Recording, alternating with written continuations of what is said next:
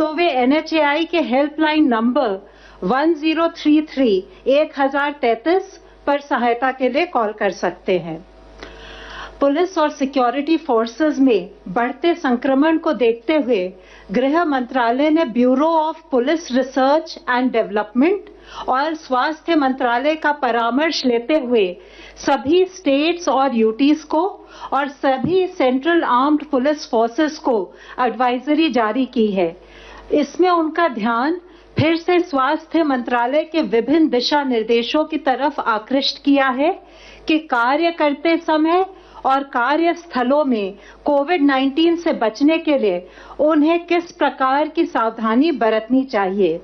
साथ ही प्रिजन्स यानी कारागार में तथा पुलिसकर्मी कोविड-19 के संक्रमण से किस प्रकार सुरक्षित रहें, उस पर एक डिटेल्ड SOP और दिशा निर्देश भी साझा किए हैं।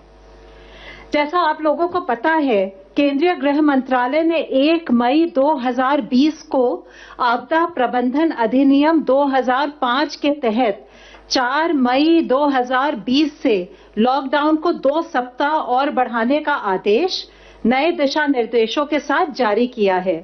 आपने इन्हें पढ़ा होगा, पर इनके कुछ बिंदु मैं आपके साथ शेयर करना चाहूंगी। लॉकडाउन के इस चरण में स्वास्थ्य मंत्रालय के मापदंड के अनुसार देश में सभी जिलों को रेड, ग्रीन और ऑरेंज जोन के रूप में चिन्हित किया गया है। जोन के अनुसार लॉकडाउन के नियमों में छूट प्रदान की गई है। जिलों का वर्गीकरण स्वास्थ्य मंत्रालय राज्यों और केंद्र शासित प्रदेशों के साथ हर सप्ताह या आवश्यकता अनुसार उससे पहले साझा करेगी।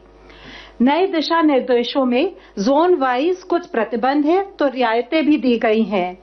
जहां प्रतिबंध कोरोना संक्रमण को विफल करने के लिए अति आवश्यक है, वहीं व्यापक समीक्षा के बाद लॉकडाउन में दी गई ढील देश की अर्थव्यवस्था को कार्यात्मक बनाने, वाणिज्यिक गतिविधियों में तेजी लाने और कामगारों को रोजगार उपलब्ध कराने की दृष्टि से की गई हैं। नए दिशा निर्देशों के अंतर्गत कुछ गतिविधियों पर राष्ट्रव्यापी रोक जारी रहेगी। देशव्यापी प्रतिबंध में हवाई, रेल और मेट्रो यात्रा तथा सड़क द्वारा अंतर्राज्यीय यात्रा पर रोक रहेगी। हालांकि मेडिकल, सुरक्षा और गृह मंत्रालय द्वारा स्वीकृत उद्देश्यों के लिए इस प्रतिबंध में छूट होगी। विद्यालय, महाविद्यालय, अन्य शैक्षणिक तथा प्रशिक्षण और कोचिंग संस्थान बंद रहेंगे। ऑनलाइन और डिस्टेंस लर्निंग की अनुमति है, जिसके द्वारा शैक्षिक सत्र में कुछ हद तक हम कमी को पूरा कर सकते हैं। आतिथ्य सेवाएं जैसे होटल्स, रेस्टोरेंट तथा सिनेमाघर, मॉल्स, जिम, खेल परिसर, बार, ऑडिटोरियम और ऐसे सभी संस्थान बंद रहेंगे। सामाजिक, राजनीतिक, सांस्कृतिक और अन्य प्रकार की सभाओं के आयोजन पर रोक रहेगी। सभी धार्मिक स्थल, पूजा स्थल, धार्मिक समागम जनता के लिए बंद रहेंगे। सभी गैर आवश्यक गतिविधियों के लिए लोगों की आवाजाही पर शाम 7 बजे से सुबह 7 बजे तक सख्ती से प्रतिबंध रहेगा। 65 वर्ष से अधिक उम्र के व्यक्तियों, बीमार लोगों, गर्भवती महिलाओं और 10 वर्ष से कम उम्र के बच्चों को आवश्यक जरूरतों और स्वास्थ्य उद्देश्यों को छोड़कर घर से बाहर निकलना वर्जित है। रेड जोन और ऑरेंज जोन में कुछ प्रतिबंध है, पर छूट भी है। रेड और ऑरेंज जोन्स में जो कंटेनमेंट जोन्स हैं, उनकी संवेदनशीलता को देखते हुए उसमें स्ट्रिक्ट पेरीमीटर कंट्रोल होगा, यानी आपातकालीन चिकित्सा सुविधा और आवश्यक वस्तुओं और सेवाओं की आपूर्ति बनाए रखने के अलावा कंटेनमेंट जोन के अंदर बाहर लोगों की आवाजाही नहीं होगी। कंटेनमेंट जोन के भीतर किसी भी अन्य गतिविधि या कार्य की अनुमति नहीं है। कंटेनमेंट जोन के बाहर रेड जोन में देश भर में प्रतिबंधित गतिविधियों के अलावा कुछ अन्य एक्टिविटीज पर भी रोक होगी। Cycle rickshaw, auto rickshaw, taxi और कैब एग्रीगेटर्स के परिचालन पर रोक रहेगी। बसों की इंटर और इंट्रा डिस्ट्रिक्ट आवाजाही की अनुमति नहीं होगी। नाई की दुकानें, स्पा और सैलून बंद रहेंगे। मॉल्स तो बंद ही रहेंगे, पर शहरी क्षेत्रों में मार्केट्स और मार्केट कॉम्प्लेक्सेस में गैर जरूरी सामानों की दुकानों की अनुमति नहीं है। हालांकि जरूरी सामान वाली दुकानों के लिए कोई प्रतिबंध नहीं है। स्टैंड अलोन शॉप्स, नेबरहुड यानी कॉलोनी की दुकान और आवासीय परिसर के भीतर जो दुकानें हैं वे हर तरह का सामान बेच सकती हैं। ग्रामीण क्षेत्र में मॉल को छोड़ हर तरह की दुकान की अनुमति है। रेड जोन में ई कॉमर्स सिर्फ एसेंशियल गुड्स के लिए अलाउड है। रेड जोन में कुछ बंदिशों के साथ ऑलमोस्ट सभी व्यावसायिक और निजी प्रतिष्ठानों की अनुमति दी गई है। अनुमति प्राप्त गतिविधियों के लिए लोगों एवं वाहनों की आवाजाही हो सकेगी। 4 व्हीलर्स में चालक के अलावा अधिकतम 2 लोग बैठ सकते हैं और 2 व्हीलर्स में पिलियन राइडर यानी पीछे की सीट पर सवारी की अनुमति नहीं है। रेड जोन के ग्रामीण क्षेत्रों में सभी औद्योगिक, कृषि इत्यादि गतिविधियों की अनुमति है, परंतु शहरी क्षेत्र में कुछ प्रतिबंध हैं। इन सिटू कंस्ट्रक्शन यानी मजदूर जहां साइट पर रहते हैं और रिन्यूएबल एनर्जी प्रोजेक्ट्स को भी छूट दी गई है। निजी कार्यालय आवश्यकता के आधार पर 33% स्टाफ के साथ कार्य कर सकेंगे। ऑरेंज जोन में देश भर में प्रतिबंधित गतिविधियों के अलावा बसों की इंटर और इंट्रा डिस्ट्रिक्ट आवाजाही भी प्रतिबंधित है तथा टैक्सी और कैब एग्रीगेटर्स को केवल 1 ड्राइवर और 2 यात्रियों के साथ आवाजाही की अनुमति है। 4 व्हीलर्स में चालक के अलावा अधिकतम 2 यात्री होंगे। यहाँ 2 व्हीलर्स में दूसरी सवारी की अनुमति है। ग्रीन जोन में देश भर में प्रतिबंधित गतिविधियों के अलावा अन्य सभी गतिविधियों की अनुमति दी गई है। हालांकि बसों का परिचालन अधिकतम 50% बैठने की क्षमता के साथ किया जा सकेगा और बस डिपो भी अपनी 50% क्षमता के साथ ही संचालन कर सकती हैं। मैं आपके माध्यम से एक बार फिर लोकहित में लॉकडाउन को सफल बनाने के लिए और कोविड-19 की चेन तोड़ने के लिए सभी जो हमारे राष्ट्रीय निर्देश है उनका सार्वजनिक स्थानों पर और कार्यस्थलों पर अनुपालन करने का अनुरोध करती हूं। धन्यवाद। Health ministry representative please. अब तक टोटल 11,706 लोग क्योर हो चुके हैं और अगर हम पिछले 24 घंटे में देखें तो 1,074 people have been cured. It is such a positive news that this is the highest number in terms of cured patient noted till date. और इसके साथ ही हमारा रिकवरी रेट अब देखें तो है बढ़कर 27.52% हो चुका है। पिछले 24 घंटे में भारत में अगर कोविड-19 के कंफर्म केसेस की संख्या देखें तो 2,553 केसेस बढ़े हैं, जिसके कारण की कुल कंफर्म संख्या अब 42,533 हो चुकी है। Total active cases under medical supervision की संख्या 29,453 है। अगर हम सभी अपने क्लोज केसेस को डेटा के बेसिस पर एनालिसिस करें और एक आउटकम रेशियो कैलकुलेट करें, आउटकम रेशियो मींस कि जो हमारे केसेस क्लोज हो चुके हैं उनका आउटकम यानी कि क्या वो रिकवर हुए हैं या डेथ रिपोर्ट हुई है, उसके टर्म्स में मेजर करते हैं। यह हॉस्पिटल में क्लिनिकल मैनेजमेंट के स्टेटस को इंडिकेट करती है। तो इससे पहले हम लोगों ने 17 अप्रैल में जैसे बातचीत की थी तो पाया था कि देश में आउटकम रेशियो 80:20 नोट की गई थी और उसके कंपैरिजन में अगर हम आज का डेटा देखें तो पाते हैं कि हमारी आउटकम रेशियो बढ़कर 90:20 नोट की गई है, जो कि 17 अप्रैल के डेटा से इंप्रूवमेंट के रूप में हम देख सकते हैं।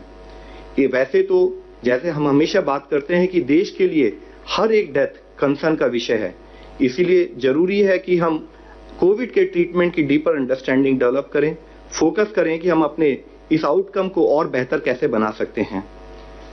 आज जैसे कि लॉकडाउन हमारे देश के कुछ हिस्सों में स्टैगर्ड मैनर में ईज हो रहा है, तब हमारे लिए जरूरी है कि हम ये इंश्योर करें कि रिगरस कंटेनमेंट मेजर्स वहां लिए जहां पर कि केस पाए गए हैं। हम ये इंश्योर करें कि जितने भी हमारे केस हैं उसका इफेक्टिव क्लिनिकल मैनेजमेंट हो और साथ ही हम इन्फेक्शन प्रिवेंशन और कंट्रोल पर भी अपना फोकस रखें। ऐसे पैंडेमिक्स में इससे पहले भी हिस्टोरिकली यह नोट किया गया है कि अगर सोशल डिस्टेंसिंग का रिलैक्सेशन यानी कि जब हम सोशल मोबिलिटी अलाउ करते हैं उस समय पर सही ढंग से पालन ना हो और रेस्ट्रिक्शन को सही ढंग से इस्तेमाल ना किया जाए तो सडनली डिजीज ट्रांसमिशन रेट फिर से इंक्रीज हो सकता है।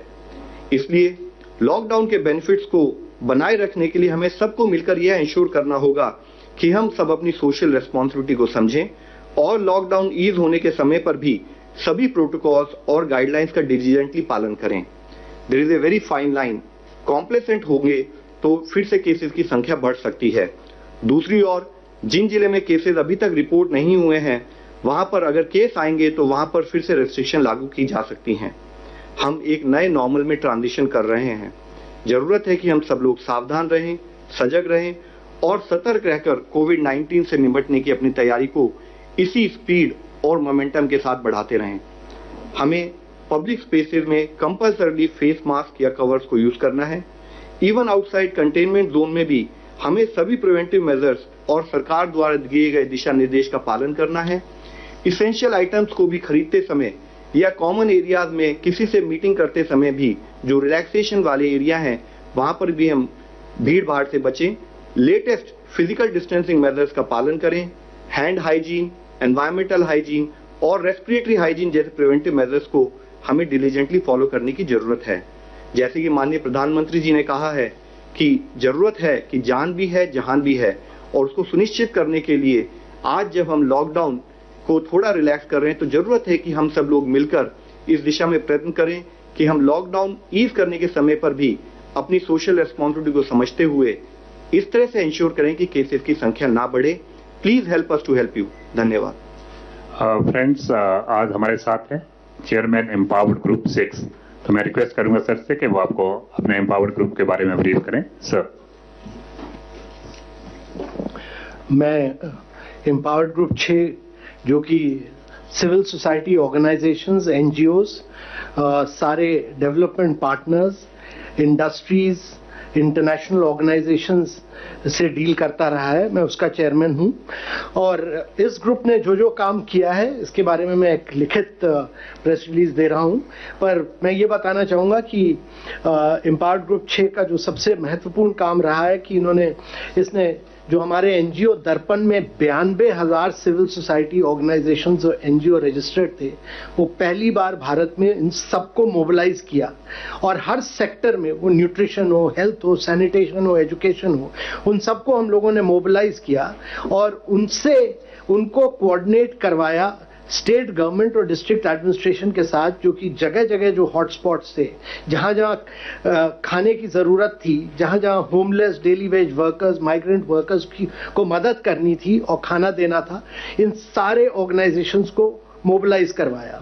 स्टेट गवर्नमेंट्स ने हर डिस्ट्रिक्ट में एक नोडल ऑफिसर को अपॉइंट किया। उसके अलावा स्टेट गवर्नमेंट ने एक नोडल ऑफिसर अपॉइंट किया जिसने इन एनजीओज के साथ कोऑर्डिनेट किया।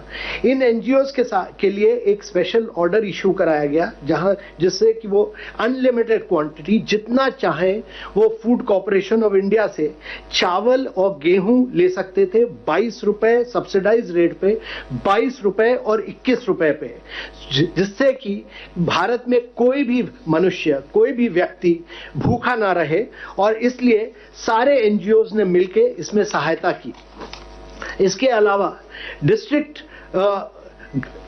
एडमिनिस्ट्रेशन को भी मोबिलाइज किया गया कि इन सारे एनजीओज के साथ मिलके वो काम करें। कम्युनिटी किचन्स में एक अवेयरनेस क्रिएट करें हाइजीन, सोशल डिस्टेंसिंग की। जहां जहां मदद चाहिए थी होमलेस के लिए, डेली वेज वर्कर्स के लिए, जहां जहां इन लोग के लिए कैंप्स बनाने थे, हेल्थ कैंप्स बनाने थे, रहने के कैंप्स बनाने थे, जहां जहां इन लोगों को एजेड लोगों को और डिसेबिलिटीज वाले व्यक्तियों की मदद करनी थी, उन सब की मदद की। और लगातार हम लोग इनके साथ करीब 10 या 12 मीटिंग्स हुई, जिसमें जो जो दिक्कतें आई उन सबको हम लोग सॉल्व करते गए। और इन एनजीओज ने बड़ा ही सराहनीय काम किया है। और अब अगले फेज में जब हम जा रहे हैं तो इन्हीं सिविल सोसाइटी ऑर्गेनाइजेशंस और एनजीओज को हम उपयोग करेंगे कि सीनियर सिटीजन्स और एल्डरलीज की कैसे मदद करनी है, उनको कैसे प्रोटेक्ट करना है और स्टिग्मेटाइजेशन के खिलाफ कैसे काम करें।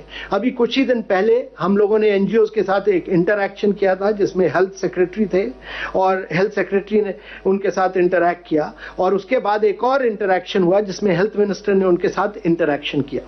इसके अलावा मैं आपको बताना चाहूंगा कि एस्पिरेशनल डिस्ट्रिक्ट प्रोग्राम, जिसमें भारत की 112 सबसे बैकवर्ड, जिनको हम एस्पिरेशनल डिस्ट्रिक्ट कहते हैं, वहां पर हम लोगों ने काम किया सारे कलेक्टर्स के साथ मिलकर। अभी तक 112 डिस्ट्रिक्ट में केवल 610 केसेस हुए हैं, जो कि भारत के 2% से का नेशनल लेवल इन्फेक्शन का 2% केवल है, और 112 डिस्ट्रिक्ट जिसमें करीब 22% भारत की जनसंख्या है रहती है, वहां केवल 2% केसेस रहे हैं। तो ये एस्पिरेशनल डिस्ट्रिक्ट में बहुत कमाल का काम हुआ है, और केवल कुछ डिस्ट्रिक्ट्स ऐसे हैं जैसे बारामूला, नूह, रांची, वायएसआर, कुपवारा और जैसलमेर जहां की 30 से ज्यादा केसेस हैं, बाकी जगह बहुत कम केसेस हैं। इन सब डिस्ट्रिक्ट्स में बहुत बड़ा मोबिलाइजेशन हुआ टेस्टिंग किट्स का, पीपीईज का, कोविड हॉस्पिटल्स का, कुक्ड फूड्स का, एसएचजीज ने मास्क बनाए और कई बहुत अच्छा काम किया गया। इसके अलावा हमने एक बहुत बड़ा मूवमेंट पीरामल फाउंडेशन के साथ मूव किया है, जो है सुरक्षित दादा दादी और नाना नानी अभियान, और ये अब हम इंप्लीमेंट कर रहे हैं जिससे कि सेंसिटाइज करें लोगों को प्रिवेंटिव मेजर्स में और बिहेवियरल चेंज में। और Bill and Melinda Gate foundation के साथ मिलकर इस ग्रुप ने एक और काम किया कि फ्रंटलाइन वर्कर्स वगैरह को मोबिलाइज करने के लिए एक क्रिएटिव कंटेंट बनाने के लिए indiafightscovid.com, जो कि पब्लिक डोमेन में है, आप सब लोग डाउन कर सकते हैं, indiafightscovid.com, उसमें एक कम्युनिकेशन स्ट्रैटेजी बनाई, क्योंकि भारत की जनसंख्या को कम्युनिकेट करने के लिए स्ट्रैटेजी बनी। इसके अलावा मैं बताना चाहूंगा कि हम लोगों ने इंटरनेशनल ऑर्गेनाइजेशंस को भी मोबिलाइज किया, जिसमें WHO, UNICEF, UNFPA, UNDP, ILO, UN women, UN habitat, FAO, world bank, Asian development bank थे। इन लोगों ने काम किया स्किल बिल्डिंग में, जिसमें 15,300 ट्रेनर्स को ट्रेनिंग दी, सर्वेलेंस हेल्थ ऑफिसर्स को बहुत ट्रेनिंग दी गई, और इन लोगों ने प्रोक्योरमेंट में काम किया, 2 लाख PPPs दिए और 4 लाख N95 मास्क भी इन्होंने WHO, यूनिसेफ ने मोबिलाइज किए। UNDP के थ्रू हमने फर्दर ऑर्डर किया है भी 10,000 वेंटिलेटर्स और 10 मिलियन PPE किट्स, जो यूनिसेफ भारत सरकार को देगा। इसके अलावा मैं बताना चाहूंगा कि रेड क्रॉस सोसाइटी को हर डिस्ट्रिक्ट में मोबिलाइज किया गया, और रेड क्रॉस सोसाइटी ने अपने 40,000 वॉलंटियर्स को डिस्ट्रिक्ट एडमिनिस्ट्रेशन, करीब 500 डिस्ट्रिक्ट्स में उन्होंने मिलकर डिस्ट्रिक्ट एडमिनिस्ट्रेशन के साथ काम किया, और उन्होंने जगह जगह पर जा जाके quarantine, isolation facilities, donation of ventilators, mask, PPE, test kits में बहुत बड़ा काम किया। मैं ये बताना चाहूंगा कि हम लोगों ने प्राइवेट सेक्टर के साथ भी पब्लिक गुड के लिए काम किया, और जिसमें कि बहुत बड़ा रोल रहा है प्राइवेट सेक्टर का इस सब मूवमेंट में। और प्राइवेट हेल्थ केयर के साथ हम मिलकर हमने CII, FICCI, NASSCOM और सबने क्या क्या काम किया, मैंने बड़े विस्तृत रूप से लिखकर बताया है कि हर एक ऑर्गेनाइजेशन ने क्या क्या काम किया, किसने काम हाइजीन के क्षेत्र में किया, किसने खाने के काम में किया, किसने रिसर्च फंडिंग में काम किया, सारा मैंने लिखकर दिया, इसलिए मैं दोबारा दोहराना नहीं चाहूंगा। पर मैं एक चीज जरूर बताना चाहूंगा कि NASSCOM के साथ मिलकर हमने स्टार्टअप्स और टेक्नोलॉजी ड्रिवन इनोवेशन में बहुत बड़ा काम किया, और मेरे विचार से आगे चल के, क्योंकि मेक इन इंडिया हमको इन क्षेत्रों में काम करना है, और आगे चल के वेंटिलेटर्स हो, PPE किट्स हो, तो ये सब में बहुत बड़ा काम हुआ है। और मिलके कई IITs के साथ मिलके, IIT Kanpur, IIT Madras, IIT Delhi, Indian Institute of Science, EDC Poona, इन सबको मोबिलाइज किया गया कि इनकी टेक्नोलॉजी को लेवरेज किया जाए हर क्षेत्र में, और कई वेंटिलेटर सोल्यूशन निकाले गए, जैसे एग्वा जिसने कॉस्ट इफेक्टिव वेंटिलेटर बनाया, जिसके साथ अब मारुति मिलकर काम कर रहा है, बायो डिजाइन जिसने कि एक रोबोटिक प्रोडक्ट रेस्पिरेट एयर निकाला, कायनियत जिसके बारे में मैंने यहां बहुत कुछ लिखा है, उसके अलावा क्योर आर्टिफिशियल इंटेलिजेंस जिसका कि एक्सरे के थ्रू वो कैपेसिटी, जिसने अभी बॉम्बे में काम कर रहा है, 10,000 CXR निकालता है इमेजेस डेली, जिससे पता चलता है कि किसी को फर्स्ट स्टेज कोविड-19 सिम्टम्स है कि नहीं। इसी तरह ड्रोना मैप्स, एमफाइन और कई स्टार्टअप्स ने काम किया है इन कई क्षेत्रों में। मैं ये भी बताना चाहूंगा कि आरोग्य सेतु के ऐप के साथ जो हम लोगों ने काम किया था, उसमें अब टेलीमेडिसिन फीचर भी लग चुका है, और करीब ये आरोग्य सेतु ऐप अब करीब 90 मिलियन इंस्टॉलेशंस इसके गूगल पे स्टोर में बन लग चुके हैं, और ये अभी शॉर्टली इसका फीचर फोन ऐप भी निकलेगा। और इसके साथ साथ ये आरोग्य सेतु मित्र जो कि जिसमें कि सारे टेलीमेडिसिन फीचर्स हैं वो भी हैं। मैं ये भी बताना चाहूंगा कि EG6 ने मिलकर अब हमारे कुछ पार्टनर्स थे, जैसे टेमेसेक, जैसे कि Bharat Bill Melinda Gate foundation, Temasek ने करीब 70,000 RT-PCR टेस्टिंग किट्स फ्री में डोनेट किए, बिल मेलिंडा गेट फाउंडेशन ने 30,000 दिए, और बहुत सारे प्राइवेट सेक्टर बॉडीज ने N95 और सर्जिकल मास्क डोनेट किए। मैं इतना ही बताना चाहूंगा कि एनजीओस, प्राइवेट सेक्टर हो या इंटरनेशनल ऑर्गेनाइजेशंस हो, सबने मिलके हर कदम पे भारत सरकार के मिलके क्रिएटिव तरीके से जो भी सहायता हो सकती थी मोबिलाइजेशन किया और हर कदम पर हम लोग के साथ मिलके इस कोविड-19 युद्ध में हमारी सहायता की। धन्यवाद सर। आपका जो press note it has been circulated, it will also be getting uploaded on the PIB website. अब हम कुछ क्वेश्चन ले लेते हैं। मौसमी सिंह फ्रॉम आज तक। सर, एक बहुत ज्वलंत सवाल है, एमएचए या हेल्थ मिनिस्ट्री आंसर कर सकती है। रेल टिकट को लेके काफी विवाद खड़ा हुआ है कि कौन रेल का टिकट देगा, और रेलवे मिनिस्ट्री ने ऐसी गाइडलाइन जारी की थी जिसमें कहा था कि स्टेट्स जो है वसूली करें मजदूरों से और फिर वो रेल को जाएगा। तो उस पर स्पष्टीकरण चाहिए कि क्या किराया वसूला जा रहा है, वो क्या rail Tomorrow we are inviting in here only representatives from the railways who can clarify everything. Can we just postpone to that, or I think it's actually आज let me respond. मैं आपको बताता हूँ। just 1 minute. नहीं, कोई बात नहीं ma'am, आपका question factually it has to be cleared. सबसे पहले तो आप ये समझें कि as far as people who are there, जो हमारे माइग्रेंट लेबरर्स थे, हमारी गाइडलाइंस ने क्लियरली कहा है कि इन्फेक्शियस डिजीज मैनेजमेंट के भाग के रूप में जो मनुष्य जहां है वहीं रहे। उसके बाद based on the request given from states for particular cases, उन्होंने जब गवर्नमेंट ऑफ इंडिया से रिक्वेस्ट की तो उसके बेसिस पर स्टेट की रिक्वेस्ट के तहत उन लोगों को स्पेशल ट्रेन चलाने की हमने परमिशन दी। जैसे कि आपने कहा है, गवर्नमेंट ऑफ इंडिया हो या रेलवेज हो, किसी भी कोशिश में हमने कभी भी कोई भी वर्कर से चार्ज करने की बात नहीं की है। हमने 85% जो पूरी ट्रांसपोर्टेशन का कॉस्ट बियर किया जाता है, वह 85% जो है वो रेलवे बियर करती हैं, 15% स्टेट को बियर करना है। और उसी प्रोसेस और बेस्ड ऑन स्टेट्स रिक्वेस्ट जो ये प्रोसेस शुरू हुआ है कि जो कुछ लिमिटेड पैसेंजर, जो स्टैंडर्ड पैसेंजर्स हैं, माइग्रेंट लेबरर्स हैं, जिनको लिमिटेड लोगों को लेके जाना है for some very particular reason, उसको स्टेट गवर्नमेंट उसी तहत में कोऑर्डिनेट भी कर रही है, except for 1 or 2 states. Mister Amir, news nation.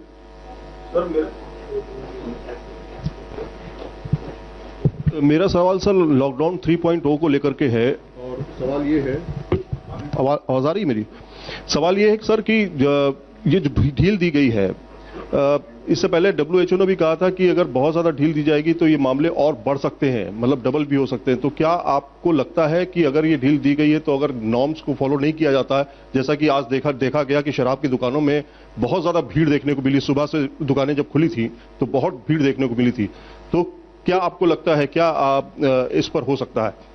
Sir, जैसे इससे पहले भी हम लोगों ने आपको भी बताया कि पहली बात तो इसको मैं दूसरे ढंग से कहना चाहूंगी, लॉकडाउन 3.0 ना बोलते हुए इसे ईजिंग आउट पॉइंट नंबर 2 बोल सकते हैं आप। क्योंकि जैसे हम लोग प्रोसेस करते जा रहे हैं कि माननीय प्रधानमंत्री जी जैसे कहा था कि इट इज अबाउट जान भी जहान भी, तो कैसे हम अपने सिस्टम्स को रिवाइव करते हुए इस डिजीज को मैनेज करें, कैसे कम्युनिटी ओनरशिप को एज ए प्रोसेस के रूप में लाके आगे बढ़ाते हुए, जिसमें कि कम्युनिटी अपने बिहेवियरल चेंज पर फोकस करे, social distancing, physical distancing as a norm अपनी लाइफ में लाए, और साथ ही गवर्नमेंट की तरफ से कंटेनमेंट एफर्ट्स पर हमारे उसी तरीके से, उसी स्ट्रेंथ के साथ हम काम करते रहें। ये हमारा प्रोसेस है। और उसी के तहत जब आज हम ईजिंग आउट कर रहे हैं, जो स्टैगर्ड वे में रेड, ऑरेंज या ग्रीन जोन में जो हमने रिलैक्सेशन की बात की है, आपके द्वारा हम फिर कम्युनिटी से रिक्वेस्ट करना चाहेंगे कि this is a process where everyone is a stakeholder, everyone has to take his and her ownership in terms of managing the situation. आज हम सबको समझने की बहुत जरूरत है कि कोई भी अगर यंग आदमी भी सोचता है कि चलो मैं बाहर जाऊंगा, मैं फिजिकल डिस्टेंसिंग मेंटेन नहीं करूंगा क्योंकि मैं यंग हूं, शायद मुझे इन्फेक्शन ना हो, तो उसको ये समझना होगा कि उसके घर में अगर उसके बच्चे हैं या उसके घर के एल्डरली हैं, उसके आस पड़ोस के एल्डरली हैं, उनके प्रोटेक्शन के लिए उसको अपनी सोशल कमिटमेंट, अपनी सोशल रिस्पॉन्सिबिलिटी के साथ एक प्रोसेस के रूप में अपने जीवन में ढालना पड़ेगा। और यही रिक्वेस्ट हम फिर से बार बार आपसे करते हैं और आपके द्वारा कम्युनिटी से रिक्वेस्ट करते हैं कि हमें सबको मिलकर इस लड़ाई को लेना है। ऑनलाइन क्वेश्चन है, देश में लॉकडाउन के बाद भी लगातार संक्रमण के मामले बढ़ते जा रहे हैं। पिछले 3 दिनों में 2000 से अधिक मामले प्रतिदिन आ रहे हैं। क्या स्वास्थ्य मंत्रालय या ICMR इसके पीछे कोई और वजह जानते हैं कि क्या मानते हैं इसके बारे में? Sir, it is very critical to understand कि how does a infectious disease spread. It is always like a geometric progression. और उसके होते हुए भी लॉकडाउन समझें, फिजिकल डिस्टेंसिंग का प्रमोशन एक लाइफ का पार्ट समझें, या साथ में कंटेनमेंट एफर्ट्स, इन सब के कॉम्बिनेशन में अगर आप देखें तो लॉकडाउन से पहले जब हमारे यहाँ देश का डबलिंग रेट 3.4 था, आज वह बढ़कर 12 दिन हो गया है। तो हम ये देख रहे हैं कि lockdown as well as containment efforts done by government is yielding its result. But हमारा पैरेलल चैलेंज आज ये है कि इस रिजल्ट को हम इससे बेहतर कैसे बनाएं। जब हम ईजिंग आउट ऑफ सिचुएशन करते हैं तो क्या कम्युनिटी, हम हर जैसे कम्युनिटी ने अब तक हमें सपोर्ट दिया है उसी स्ट्रेंथ के साथ हम काम करते हुए कैसे अपने डबलिंग रेट के दिन और बढ़ा सकते हैं। Mister Piyush Pande, TV 9 वार्तवर।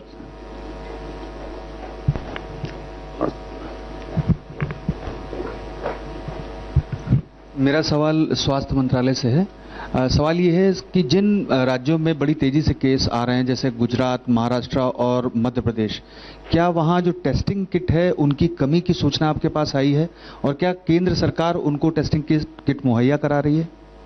Sir, जितने भी केसेस जहां पर देश में आ रहे हैं, इससे पहले हमने कई बार इस बारे में डिटेल में डिस्कस किया।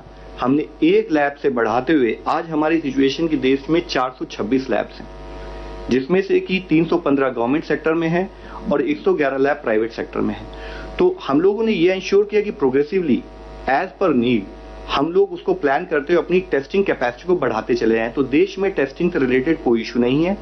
दूसरी इससे लिंक बात मैं आपके लोगों के नॉलेज में लाना चाहूंगा कि अगर आप देखें तो 1 तारीख को देश में 74,507 टेस्ट हुए और कल का भी अगर आप डेटा देखें तो 57,474 टेस्ट देश में हुए हैं। तो देश में टेस्टिंग कैपेसिटी बढ़ती जा रही है। देश में as per the sampling criteria testing के नंबर भी बढ़ते जा रहे हैं और हम हर तरह से इंश्योर कर रहे हैं कि जहां पर भी हमारे केसेस ज्यादा आए, हम उन केसेस को स्टेट्स के साथ कोऑर्डिनेट करते हुए कैसे कंटेनमेंट जोन बनाएं और उन केसेस को कंट्रोल करें। इसके साथ ही मैं आप लोगों की नॉलेज में ये भी लाना चाहूंगा कि जैसे कुछ जिलों में जहां पर की केसेस की संख्या ज्यादा पाई गई, स्टेट्स के साथ video conference cabinet secretary sir के लेवल पर भी उस पर डिस्कशन हुआ और कलेक्टिवली हम लोगों ने डिसाइड किया कि हमारे कंटेनमेंट मेजर्स में क्या एडिशनल एफर्ट हमें करने की जरूरत है और स्टेट के सपोर्ट के लिए हमने 20 सेंट्रल टीम्स भी अभी रिसेंटली भेजी हैं। Mister Ashok, ANI। मेरा सवाल ये है कि क्या हम लोग तैयार हैं अगर एवैक्यूएशन प्लान होता है तो उनके क्वारंटाइन सेंटर के लिए और बाहर से जो लोग आएंगे उनके रख रखाव के लिए, और इसकी तैयारी कर ली गई है? सर, अभी इसके ऊपर डिस्कशन चल रहा है। अगर कभी भी ये डिसीजन लिया जाएगा तो मिनिस्ट्री ऑफ एक्सटर्नल अफेयर्स आपको डिटेल में ब्रीफ कर सकते हैं।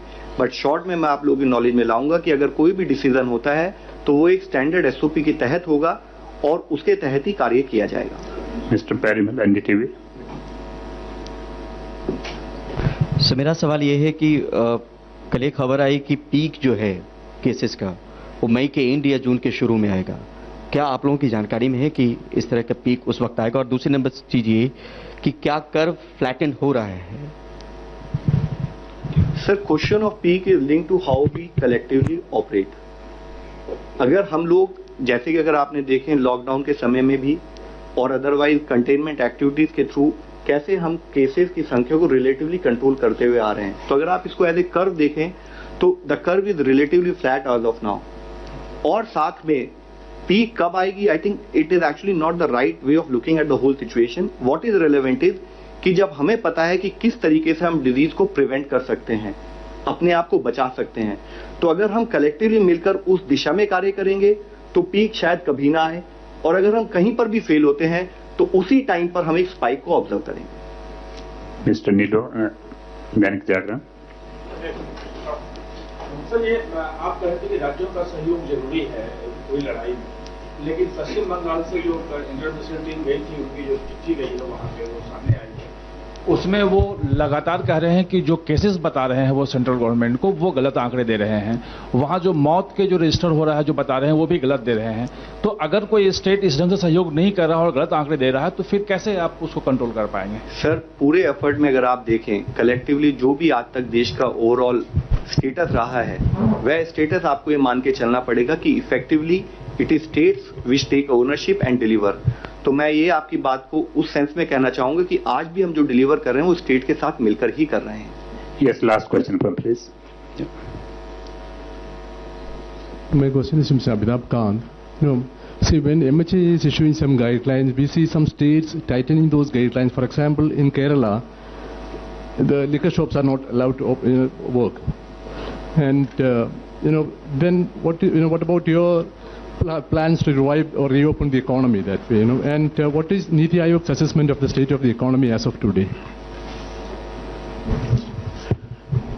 See, under the guidelines, it is very clear that Ministry of Home Affairs has very clearly stated that these are the guidelines for the country and beyond which the states can further tighten it up depending on the situation on ground. They can, because in a federal structure, they are fully aware of the scenario on ground, district by district by district, they are fully aware.